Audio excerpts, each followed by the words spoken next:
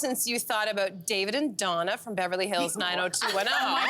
But Tori Spelling is making it clear that she hasn't forgotten her on-screen and off-screen love. Tori admitted on her podcast that Brian Austin Green was her, in fact, first love and the only man to break her heart.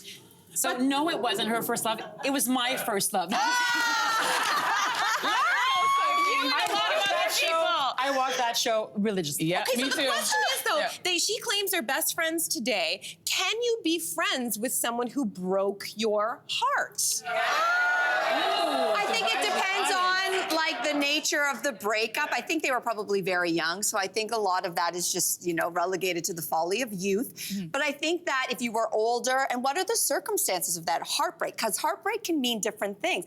If you broke my heart because you cheated on me, then maybe I'm gonna have a different take than if we just grew apart, right? So, like, I think how it ended and the relationship you're able to keep is a big reason why. My thought right away maybe just went to his current fiance. But anyway, on that note, I think, can you be friends in a higher version of myself? Yes, of course. The petty Melissa says no. Right?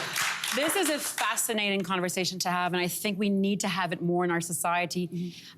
First of all, people usually cheat because they cannot voice their true desires, their true discomforts, their true insecurities with their partner.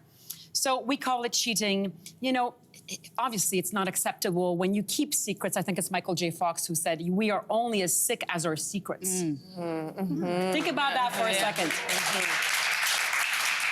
And, you know, in our society, when we have very narrow vocabulary to define relationships so that, you know, success is marriage, divorce is failure, but life happens in between. And then because we have so much little emotional literacy, because we're not taught it in schools, and little relational maturity and literacy, then we dramatize our relationships because we all want to be loved and validated for who we are.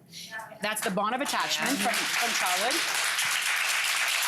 And also because we want to express our authenticity. Those are the two main basic needs, visceral needs of any human being. And authenticity means expressing your own unique personality. Every human being has one. But without changing your behavior to please others. We all do it. We do it as children to get our parents' love. We do it in our couples, in our friendships, in different ways. And it's okay. But as long as we have looked into ourselves, faced our truths, faced our own trauma, and like we said, it's not just, doesn't have to be just something big that happened to you that was bad, but something that you didn't get emotionally nourished, you know, during your lifetime. And that bond of attachment follows you your whole life. So then when you're born in a society that tells you that this is success, this is failure, we dramatize everything because we're not mature enough to feel secure enough in ourselves. And the main source of conflict, and I talk about it in the book, in relationships, is we have this objection to difference. We think we see the world one way and that everybody else sees it that way as well. And we try to argue it out. We try to soothe it out as best we can. But first of all, you can't control two brains at the same time. Repairing in a relationship is daily.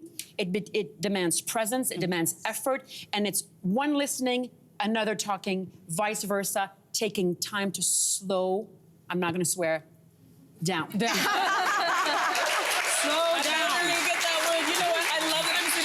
Because you're giving us all these words of wisdom and you're rubbing off on me because I was thinking, I was more petty. I was like, you know what? I think it's important to forgive people, but sometimes exes need to be banished and kind of left over there and to move on with their lives. Sometimes you do have to create a distance. A distance when it's unhealthy. Yes. But mostly in our lives, when we get disappointed by people, it's because sometimes we have misjudged. That's true.